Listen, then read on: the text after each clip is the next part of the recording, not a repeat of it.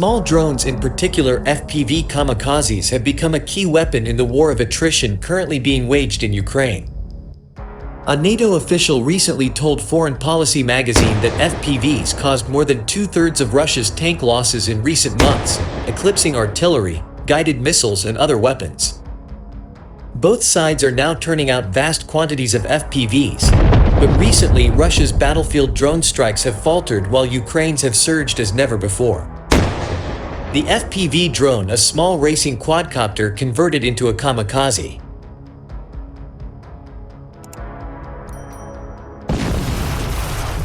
Low-cost precision weapon capable of knocking out tanks and other targets from 20 kilometers, 12 miles away.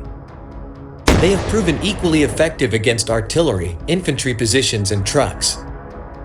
As 2023 wore on and thousands of FPVs were deployed, both sides started to appreciate just how important this new weapon was becoming. I've said it 100 times, and I'll say it again now: if our state doesn't throw large resources into this industry, FPVs now, the situation will worsen dramatically for our troops in a couple of months, Ukrainian drone fundraiser warned last November.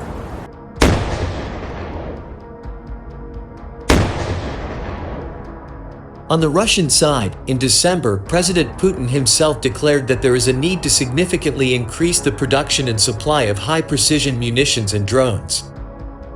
FPVs can be assembled from commercial components for less than $500, and Ukraine is sourcing them from dozens of small organizations, including the startup Eskadron and non-profit Wild Hornets.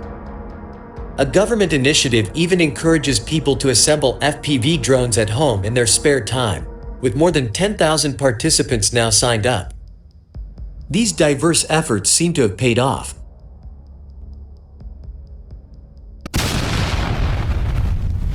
Ukraine reportedly produced some 50,000 drones in December and averaged more than 100,000 a month in January and February, well on the way to President Zelensky's goal of 1 million drones in 2024.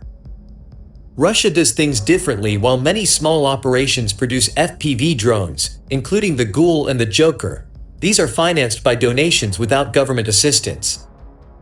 In Russia, production appears to be more centralized, and the Pseudoplatov Group, a volunteer brigade-turned-drone-making startup, now receives funding from the Russian Ministry of Defense to produce drones.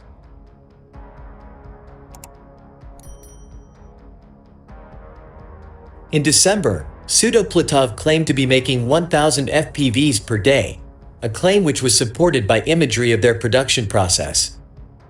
This is in line with other Russian drone efforts. They only have one official long-range drone, the Iranian-designed Shahed, now produced at a single factory in Alabuga, and one tactical attack drone, the Lancet, made by Kalashnikov. By contrast, a variety of Ukrainian companies make at least 15 types of long-range drone and several types of Ukro-Lancet tactical drone. Up until December, Russia appeared to be carrying out as many, if not more, FPV attacks than Ukraine.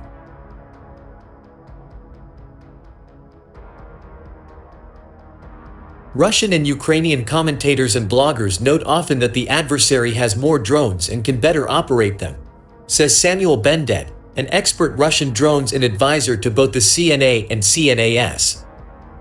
Soviet-style centralization can bring economies of scale, but the Soviet system had some huge disadvantages too, and these may lie behind the dramatic fall-off in the effectiveness of their FPV effort. This week, OSINT analyst Daniele published a detailed report on FPV strikes by both sides up to the end of March.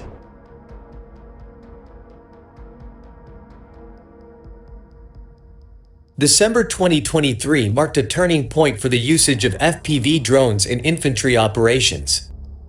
Since then, Ukrainian forces have continued to conduct more strikes than their Russian counterparts. The highest level of usage thus far for Russia has occurred in January 2024, with a steady decline observed thereafter. The report notes an increasing gap between the numbers after December, with Ukraine's lead increasing month by month. Ukraine's increased FPV production is producing visible results on the battlefield in terms of burning Russian vehicles and infantry casualties.